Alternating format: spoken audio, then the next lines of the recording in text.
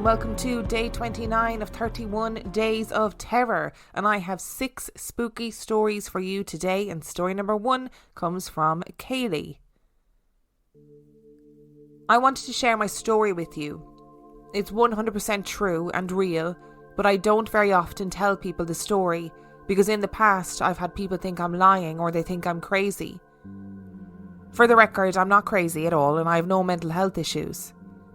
My name is Kaylee and I'm a big science believer. I'm not religious in any way at all, but I do accept that there are some things that science can't explain. My story starts back when I was a toddler, when I was 3 years old. My cousin and I were very close because his mom and our nan used to babysit us together while my mom was at work. And there was only a few years difference in our ages. We got on like a house on fire, and some of my earliest memories are of us playing together. Unfortunately, just before my 4th birthday, my cousin went missing.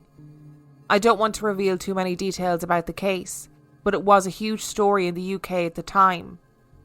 Most of the country was looking for this 7-year-old boy. A couple of weeks after he went missing, after my 4th birthday, he was found dead. Being 4 years old, I didn't really understand death, so when my mom had to explain to me that he was never coming back, I cried and cried. It's important to mention that my mom was pregnant with my little brother at the time. My parents moved me out of my own room into the bedroom with my 2 younger sisters to make space for the new arrival, and my mom gave birth to my brother 3 months after Orr's body was found. It was after I moved into my sister's room that the visit started. My cousin would come and sit at the end of my bed every night talking to me. He looked pale and silvery, kind of like how the ghosts from the Harry Potter books look. I had never heard of Harry Potter at this point. It was a few years before even the first film had been released, so I couldn't have invented this up myself in my 4-year-old imagination. I remember one night I was talking with Orr as usual, when I could sense my mom coming up the stairs. She was trying to be quiet so I wouldn't hear her, but I could feel she was there, so I pretended to be asleep so that I wouldn't be in trouble for staying awake so late. She opened the door a tiny bit. "Kaylee?" I squeezed my eyes shut, but she wasn't fooled. "Kaylee, who are you talking to?" I open my eyes. "Orr," I tell her. "What do you mean? Orr isn't here anymore. He comes to visit me every night and sits on my bed talking to me. He is here at the moment, but I can't see him properly because you've opened the door and the light from the hallway is shining on him." "Oh, okay. Well, you need to stop talking now and get some sleep, okay?" And my mom left. She asked me about it the next day, thinking I was just half asleep and dreaming it, but I explained to her again about the daily visits. My mom believed me, and the visits continued for years. Then when I was around 6 or 7, somehow my auntie found out about these visits. I don't know how she found out, but all I know is that she was angry. She called me a liar and told my mom that if Orr was going to visit anyone, he would choose to visit her because she was his mom. That night, Orr came to visit me as usual, but he was sad. He told me he never meant to upset his mom by coming to see me, so the visits would have to be less often. He only came to me on birthdays and Christmas after that. The last time I saw him, I think I was around 9 years old.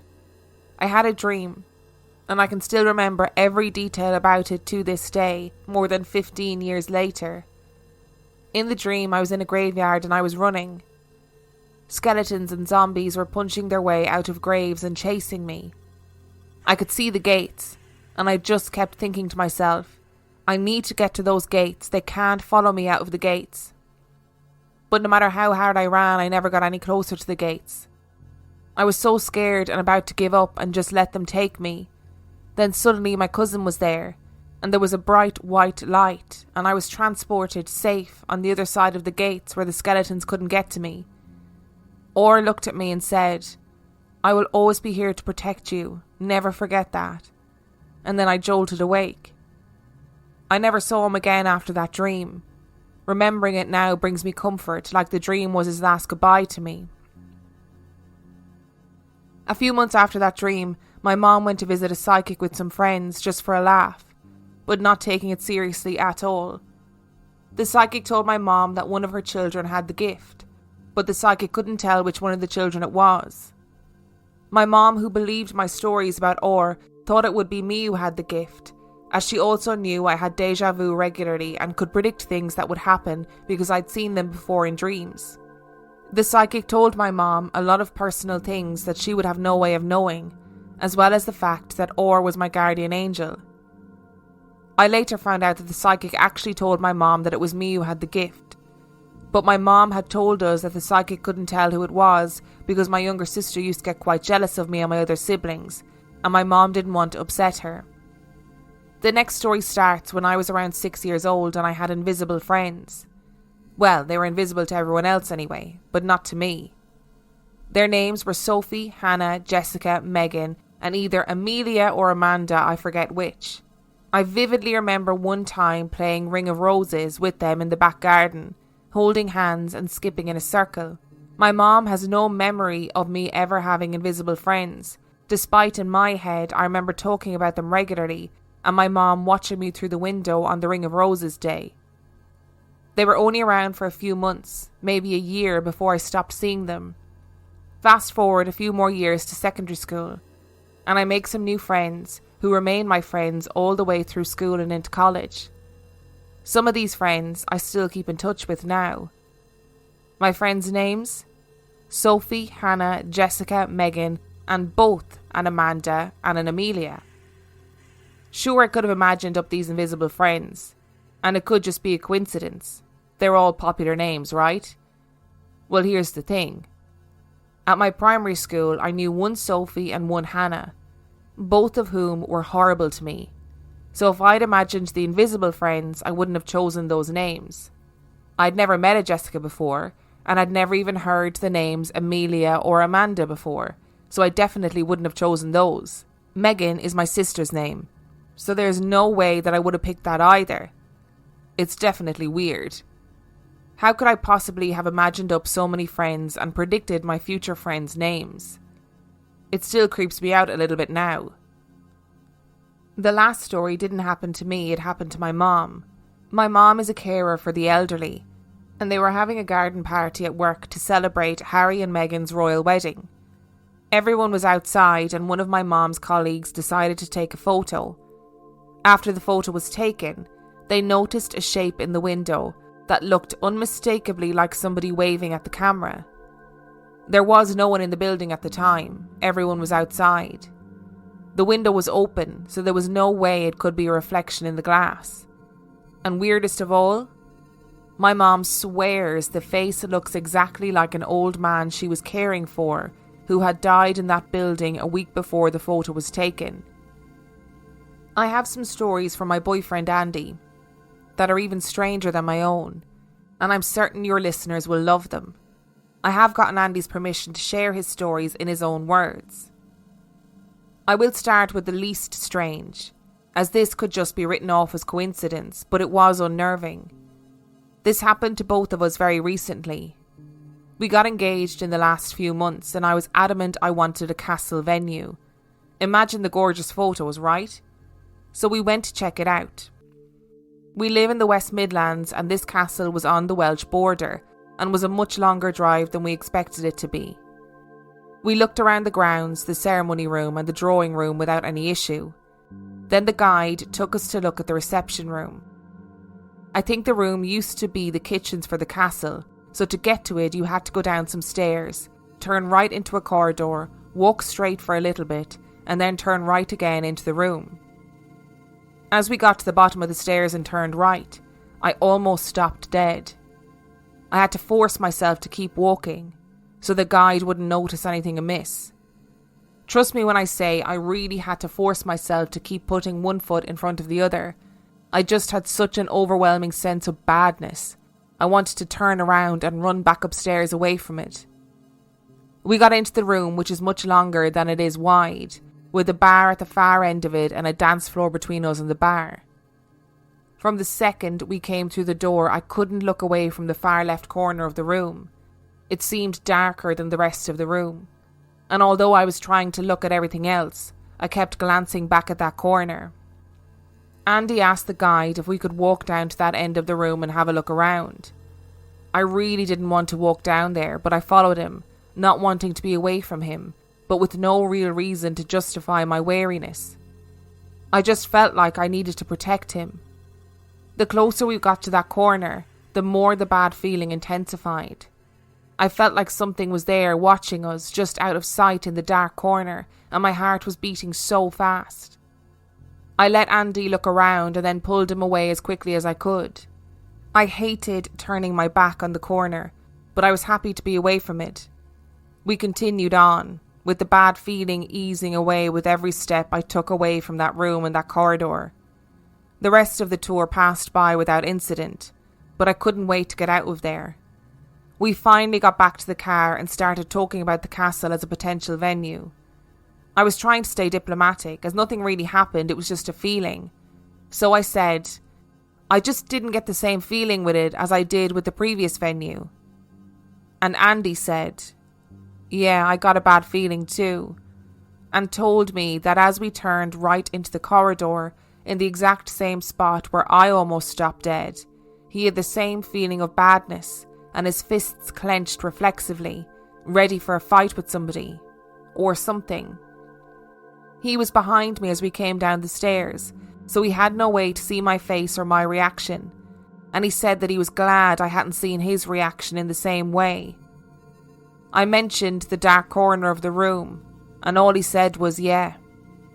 Yeah, there was definitely something in that corner.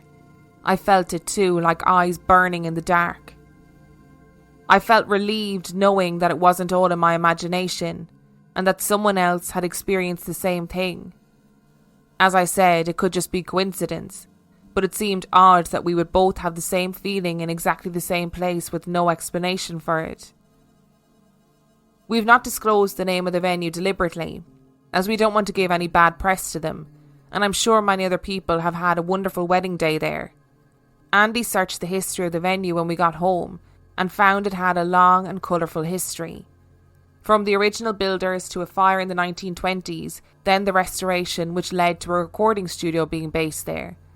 The recording studio had some very famous names stay at the venue and record tracks while they were there. While the bands in question were known for partying hard, at least one of them went on record to say that they had definitely seen something at the venue, but didn't want to go into detail. The next two stories happened to Andy long before I met him. He has always been sensitive to the paranormal, but these are the two stories that stick out most in his mind. He was around 18 or 19 and was walking home in the middle of the day. He had not had any alcohol or drugs, so was completely sober when this happened. On his route home, he had to walk past a cemetery that he had walked past many times before. A little history of the churchyard in question. It is recorded in the 1086 Domesday Book. Andy has at least 3 generations of family in the yard, and his parents and grandparents were all married at the same church. The town has grown over the years, and a building was placed on the borders of the churchyard, leaving a narrow walkway between the two. On this occasion, while walking down the secluded path, he saw 3 apparitions following him on his way past the cemetery, and had to turn around and politely but firmly tell them to stop following him and to leave him alone. He got the feeling they were waiting for someone, and he was simply the first to come along to get their attention. He described a feeling of desperation, like they needed help, but he wasn't in a position to offer it, or willing to risk something following him home. The next story happened around the same time, but a few months after the cemetery incident. Again, it was daytime and he was completely sober, aged around 19. He was walking past the pub that he had walked past a million times before, as it was on his route when he walked to and from school. The pub was originally called the Hunting Tree. He knew it was an old family home of a local business owner who made buttons, so it was eventually renamed the Button Factory. As he walked past it on an average day, he got a horrible feeling of dread, and felt as though he was wasting away, like his body had no muscles and he was just skin and bone. He could feel the energy draining from his body and something around his neck choking him. He kept walking, and as soon as he was past the pub, the feeling disappeared. He phoned his sister immediately, explaining where he was and what he had felt. And his sister said, "Oh, you know there used to be a hangman's tree there, don't you?" Andy had not known this previously, as his sister was around 13 years older than him, so had lived in the area for much longer than he had. His parents later confirmed that what his sister had said was correct. It had indeed once been a hangman's tree, and he realised that the sensation he had felt around his neck choking him had been the rope that had taken so many lives in the past. Andy is 37 now, and this is still the story that freaks him out the most, and he still gets goosebumps when he tells it.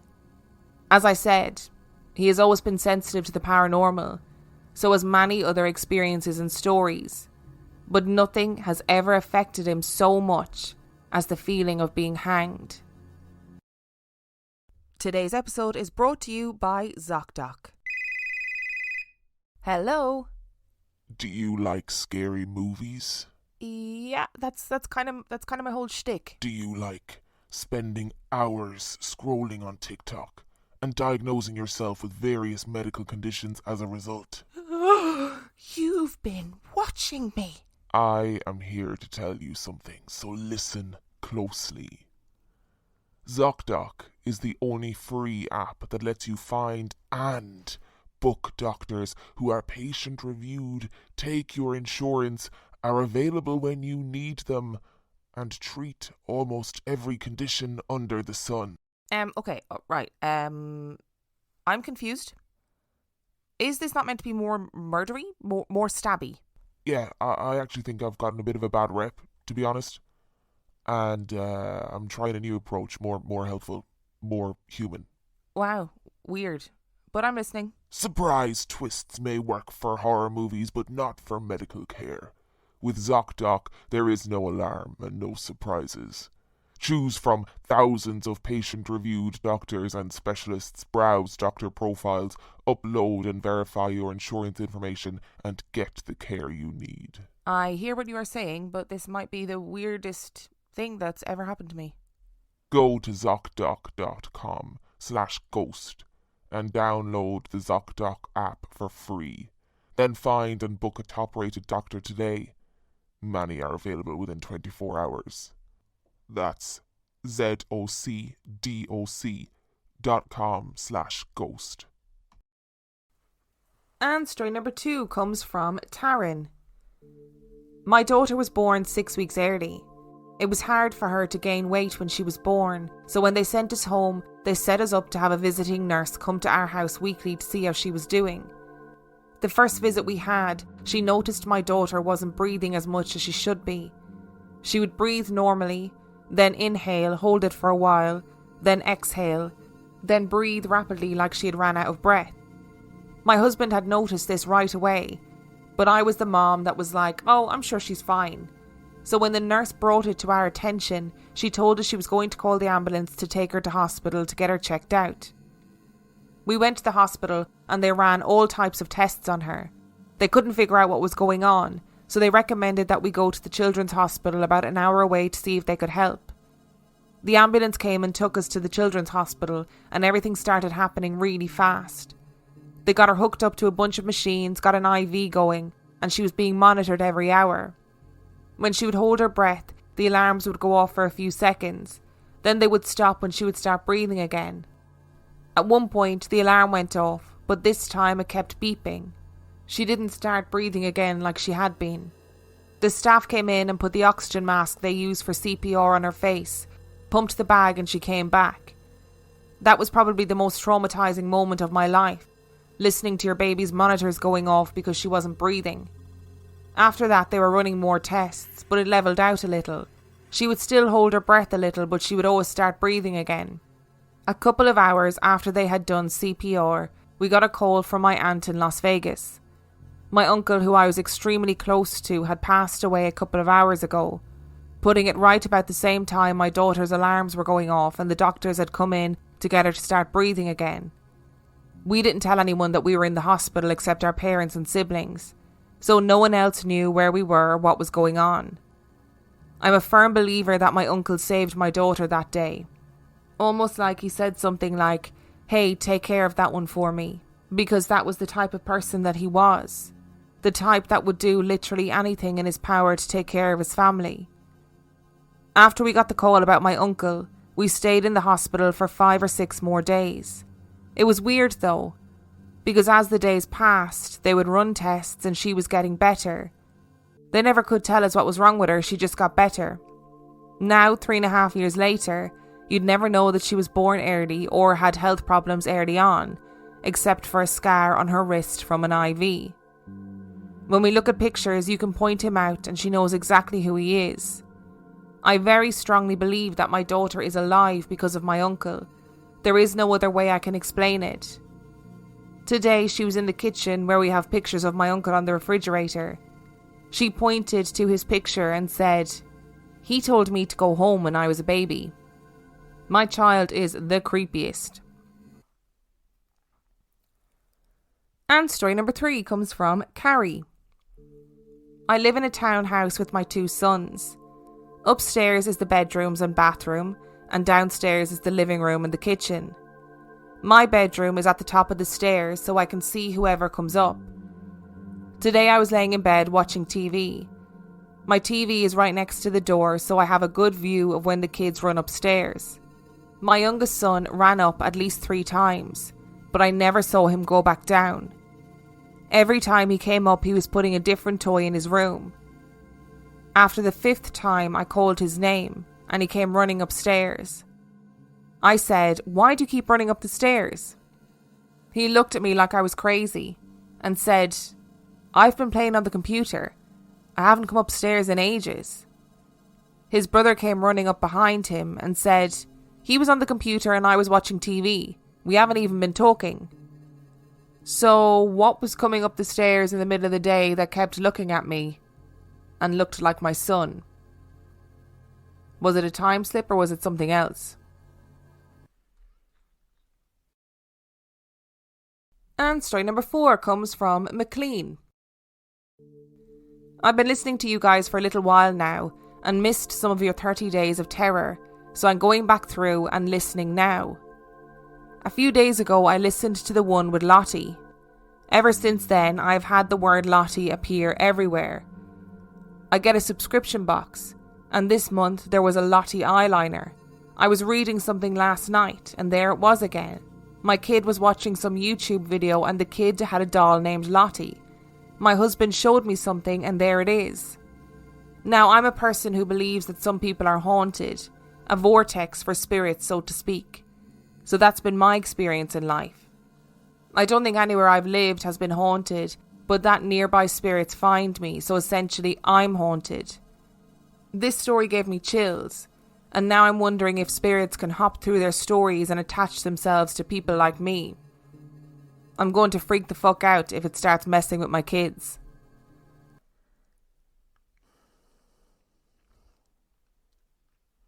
And story number 5 comes from Mark.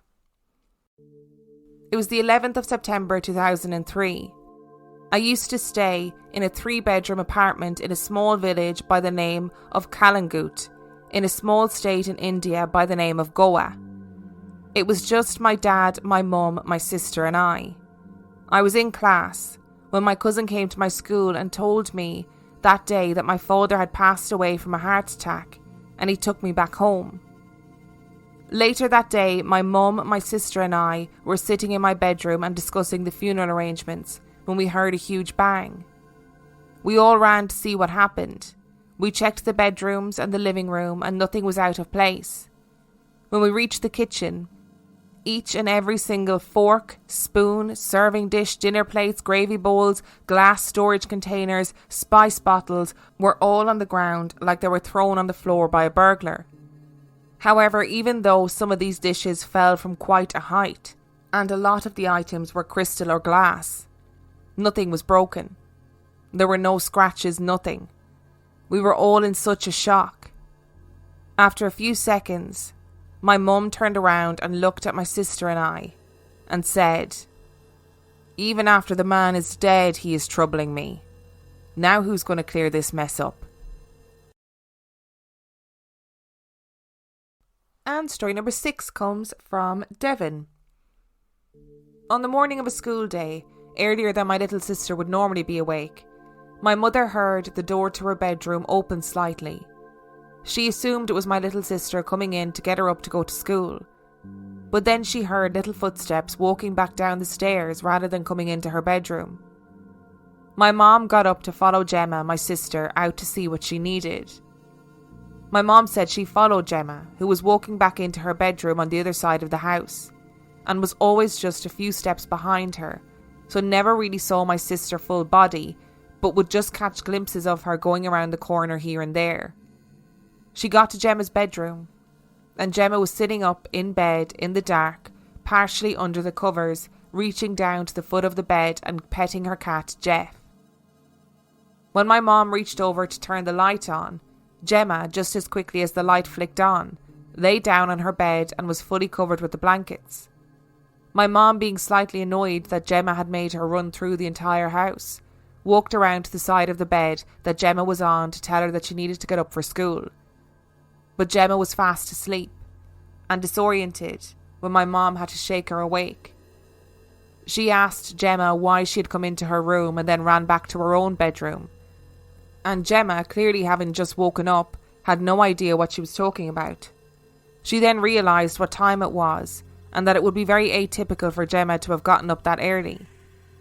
This story on its own is pretty strange, but then my mom went on to explain how when she was a little girl, she swears she used to be able to get up from sleeping but not in her body and move around the house and do different things.